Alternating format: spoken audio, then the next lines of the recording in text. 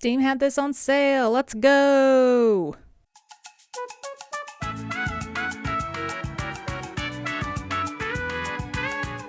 Before we begin, I'd like to dedicate this video to my sister and to the hours spent playing this and other LEGO games.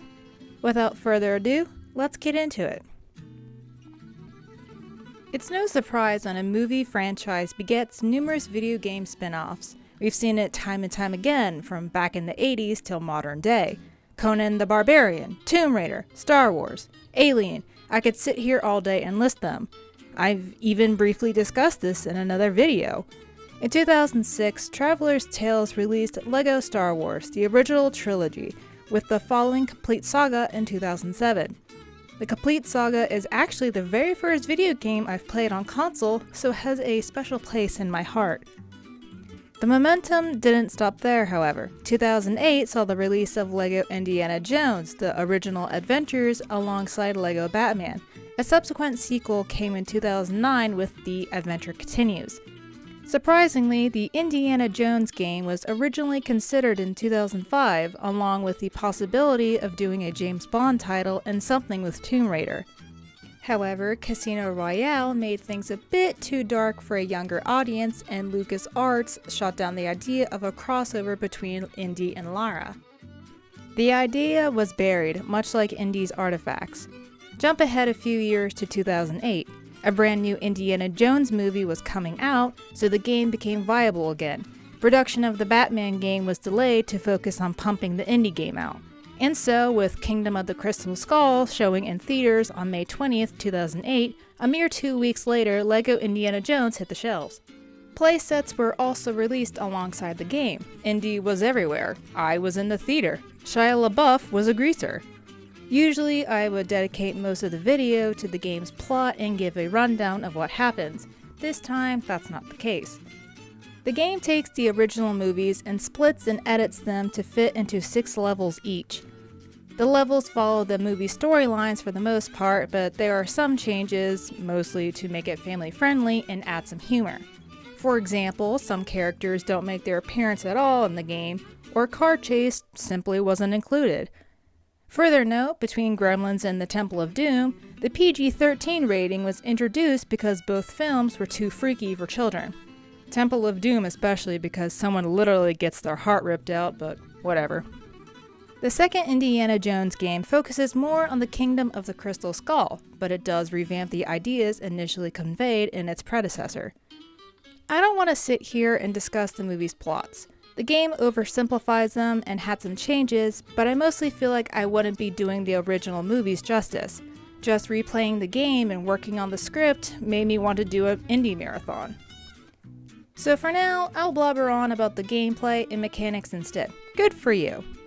If you're familiar with LEGO games, you'll know that we play as minifigures designed after characters in an otherwise realistic setting. Objects that could be interacted with are also made of LEGO pieces. I've always liked the backgrounds in these games, though a lot of them in the indie one have a sad beige color theme due to the rocky environments. My 2 favorite levels are from The Last Crusade respectively.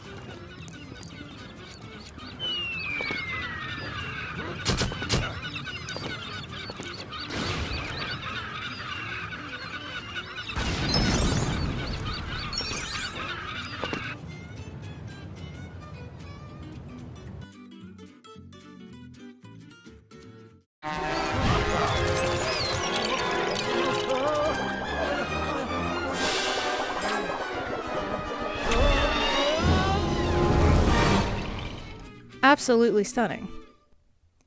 Like I've mentioned earlier, the movies are split into 6 levels, and each level has 2 modes, story mode and free play. Think of story mode as a player insert looking at the events through Indy's eyes. Cutscenes are heavily utilized to explain the major points throughout the movies, like the notorious scene of Indy shooting the swordsman while in Cairo. Free play is unlocked after the level is completed, but I'll discuss more of that later. It's pretty cut and dry as to what to do. We have to get from point A to point B through different terrains, solve puzzles, defeat hordes of enemies, and take down big bosses. It's up to the player to figure out and fight their way through these obstacles. Each level has 2 playable characters, sometimes 3 or 4 depending. Characters of different abilities are needed to progress. For instance, Indy has his trusted whip that can be used to pull hard to reach levers or swing across platforms. Female characters can jump high. Neat. However, depending on who's in the party, equipment can be found somewhere in the region. Wrenches and shovels tend to be the ones that appear the most, since we'll have to repair engines and dig up whatever is buried to continue. Players can also interact with other parts of the environment, like grabbing bottles and using them as weapons, or building and riding vehicles. This is actually an upgrade from the previous Star Wars games, which I never noticed. How the characters move is specific to each individual. What do I mean by this? Well, a variety of ways, actually. Running and walking animations are vastly different, as are melee and special attacks. Indy can dropkick enemies or give them a noogie. Willy flails her arms in front of her and smacks people. The attention to detail is really cool. On one hand, Satipo slouches a bit in his usual stance and when running. On the other, enemy soldiers have broad straight backs with their shoulders braced. Female characters have a feminine sway in their hips when they walk. I enjoyed being able to witness all the different animations over again. So, we complete each level for each movie. The main objective was to finish the story, and we've done just that. What's next? This is essentially where free play comes in. Free play allows us to take a group of characters into a level to figure out all of the secrets. There's a completionist route where the overall percentage reaches 100 if the player so chooses. For each level, besides the main story, there are 3 other objectives. Find all 10 treasure chests, find the red parcel, and hit true adventurer status. The treasure chests are golden chests hidden throughout the level and can be obtained during story mode, but others can only be reached in free play.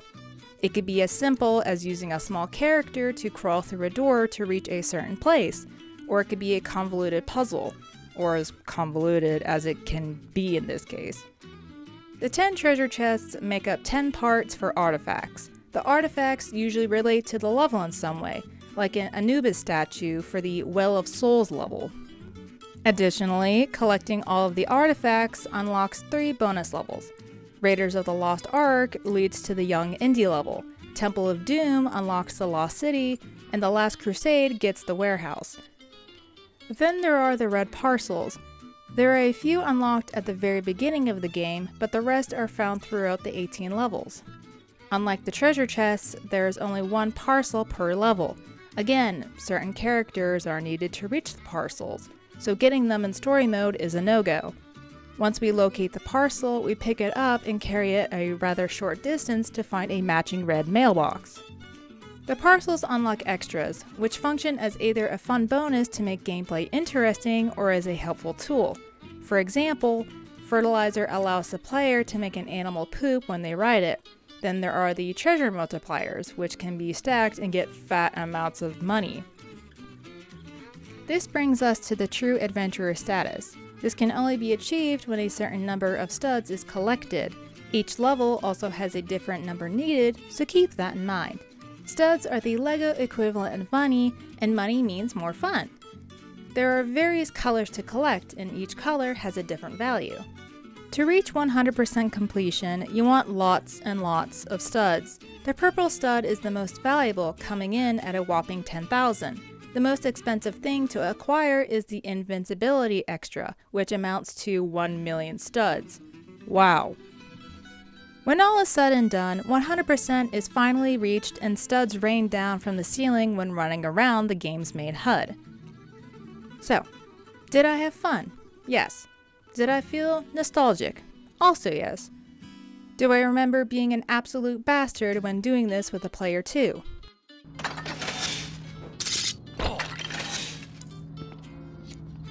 Absolutely. I had a finger on the pulse of LEGO games for a hot minute. I remember when The Lord of the Rings was announced and how it was the first LEGO game with full voice acting. The last one I played was Jurassic Park, and that one sucked. I could do a full-blown rant on it, but I won't. For now. My only problem playing this was some glitch regarding jumping. I think it must have been a PC version problem because I've never encountered this at all when playing on Xbox. Whatever was deemed a platform in the coding had this issue where my character struggled to jump off or go the normal height. It was like something invisible was hovering right above their head the whole time. Even after rebooting the game or turning off my computer and coming back to it a few days later, I still had the same issue. Sometimes it would break through and work perfectly fine for a bit, but then it would go right back to it. Sometimes it would happen if I was moving over a slight lip or in any upwards direction. I had to awkwardly use both the keyboard and a controller at the same time to forcibly push an elephant up a tiny ramp at some point, and that sucked so bad. I was afraid I soft locked myself from completing it. If anybody else has ever encountered this problem, feel free to tell me about it in the comments. Thanks for watching! If you liked this video, be sure to leave a like and all that other fun stuff Daddy YouTube likes. If you have any recommendations for other games for me to check out, I'd love to hear them. As always, I appreciate the support. Until next time, this is Icky Mickey. Goodbye!